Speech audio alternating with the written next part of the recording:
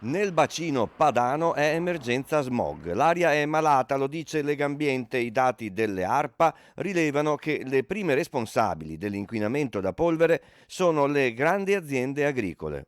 Perché sono grandi emettitori di ammoniaca sostanzialmente, che è un precursore del PM10 che si forma in atmosfera a causa in buona parte della gestione delle deiezioni animali e quindi di quel che riguarda, diciamo, quel tipo di agricoltura, ma anche per quanto riguarda i pesticidi.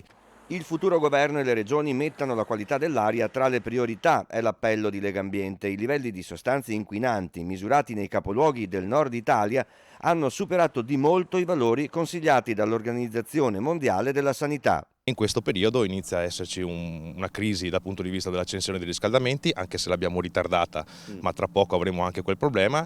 Aumenta il traffico dopo l'estate e nel periodo invernale, lo sappiamo bene, il particolato tende a ristagnare in atmosfera e poi ce lo respiriamo. Occorrono per esempio risorse per rendere il trasporto pubblico locale competitivo con la mobilità automobilistica.